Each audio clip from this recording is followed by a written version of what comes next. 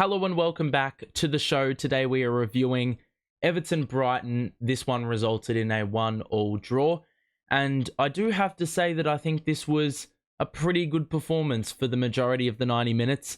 Obviously, we conceded a goal and in probably the most Everton way possible. But, you know, it's a point. I mean, pre-game I would have taken a point. Obviously, given we were in a good position around about the 80th minute to, you know, complete the job, you know, that we had been doing for the last 75 minutes in terms of defending a lead.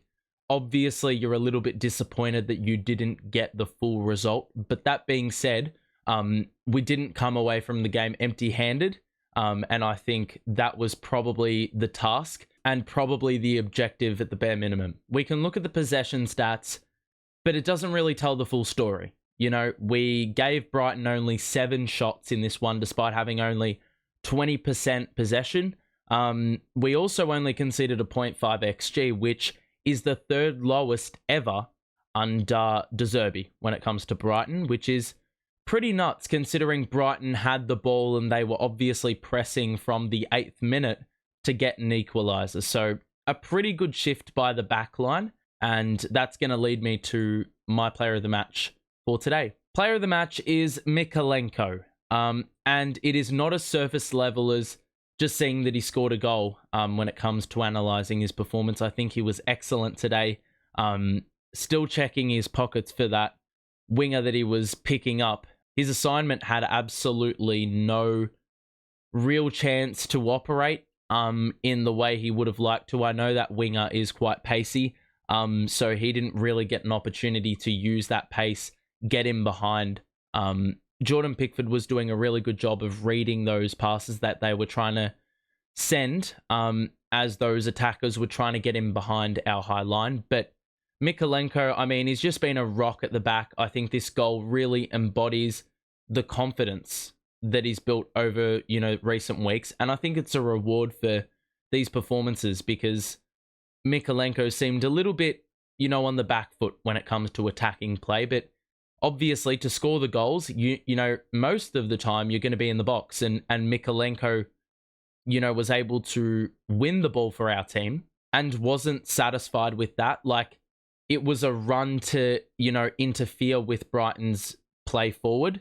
We got the ball back. Mykolenko was able to continue that one on.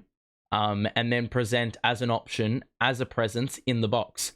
And obviously got a shot off, it got blocked, but then the second one, you know, it fell to him fortuitously, and he was good enough to, you know, get the job done with a bit of a deflection. So I think that's really embodied a change in mindset for Mykolenko, who's looking to get forward more, looking to take on defenders a little bit more when he is, you know, carrying the ball forward. So I think Mykolenko's, well, had an excellent 5 or 6 weeks, 5 or 6 games, and I hope this is a sign of things to come. Obviously, the guy's only 23 years old, so plenty of room to grow in that department. And just another player that really aligns with this new timeline that we're really setting as we slowly bring in players that we can look to the future and say they're going to be a part of this future. Do think, though, there is some blame that could be put on Sean Dyche. I mean, he obviously doesn't have too many options when it comes to changes in terms of players he can rely on off the bench, especially in midfield, because no Onana today. We did miss him. Garnagay was pretty good, though, with his defensive play.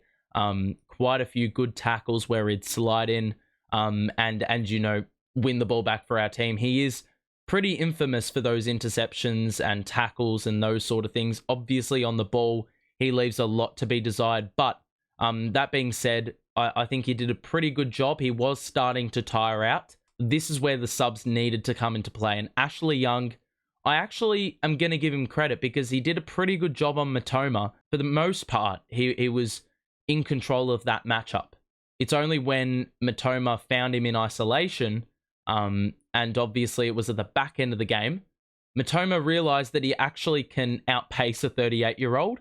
And the minute he started to try and venture off into seeing what outcome that could result in, once he did that, you know, we seemed to be in a little bit of trouble. and Ashley Young seemed to be drowning. At that point, probably at the 70-minute mark or something like that, they needed to get Ashley Young off.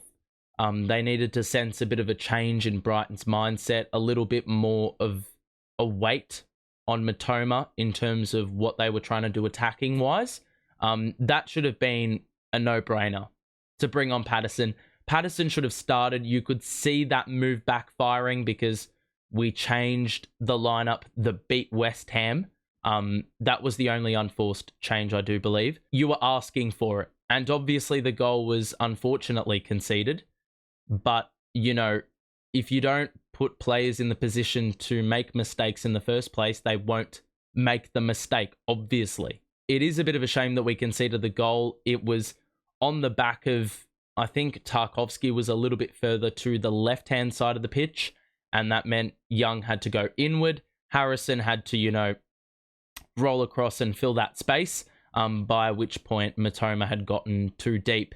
And obviously it reached a dangerous area for Brighton to score from. That being said, it takes an unlucky deflection. And given Brighton hadn't really had a sniff outside of that, it's a very, you know, tough pill to swallow. I cannot help but think, though, Pickford probably had a little bit more time than he thought.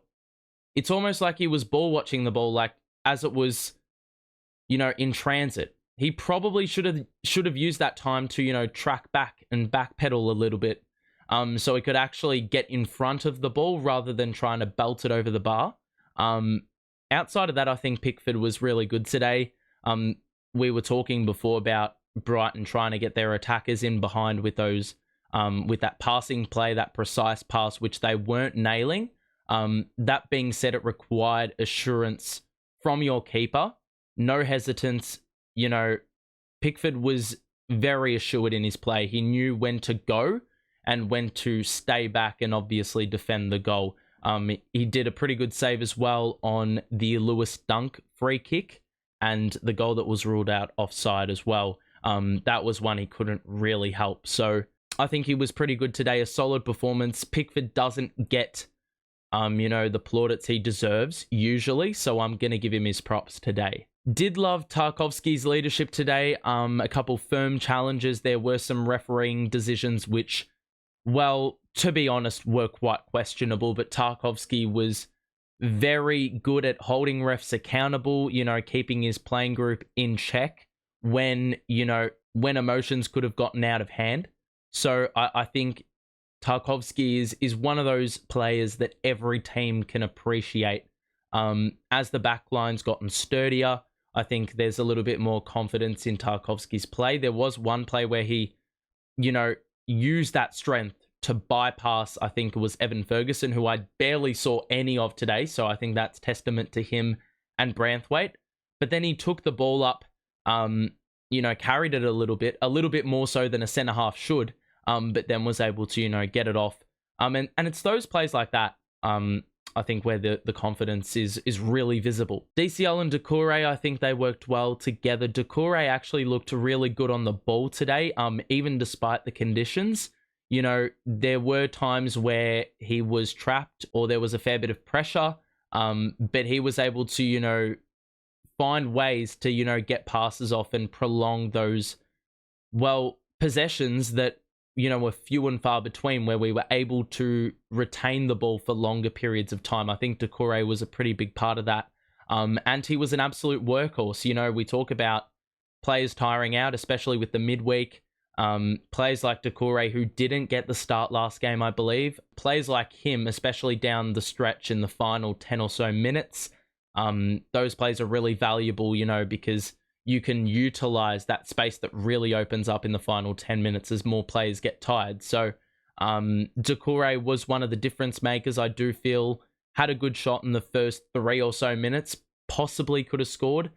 It was a firm strike nonetheless. And DCL, there were a couple times where he, you know, was able to hold on to the ball quite a while, and it allowed, you know, a couple of runners to get forward. As I said again, we were having a lot of difficulty in finding a direction, a way to go forward. DCL was pretty good at making things a little bit easier on the eye. obviously, as we said last week, DCL, he's just one of those dynamic mobile forwards which naturally makes your attacking play better. And even though that was lacking, there were, DCL, you know what you're going to get with his flick-ons. You know he's able to hold up the play well, and he's pretty capable on the ball. So we saw quite a bit of that today. Obviously, no end product because the service wasn't there. But, there was some good defensive play by DCL as well. A couple deliveries into the box off set pieces by Brighton. DCL headed away. There was one later in the game where he was pressured by a Brighton player in our own defensive third.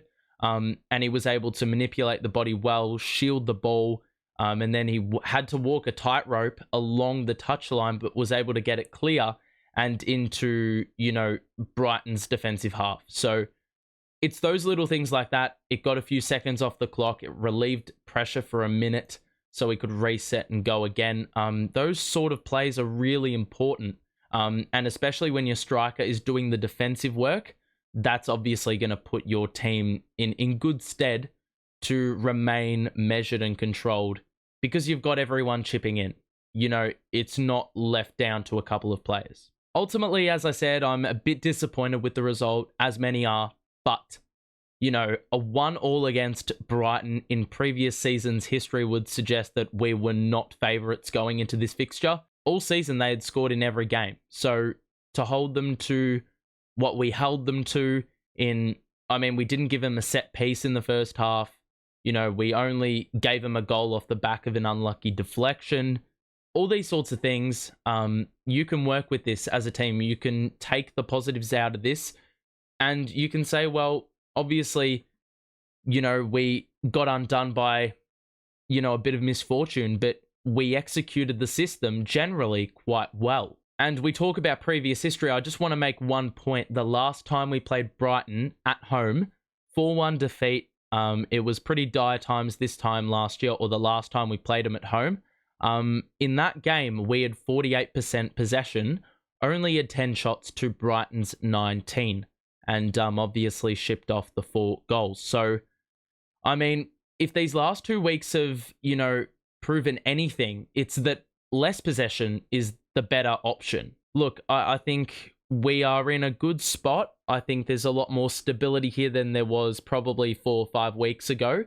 A lot more optimism, a good week, 2 wins, 1 draw, haven't lost in 6 days, which seems to be a personal best for Everton.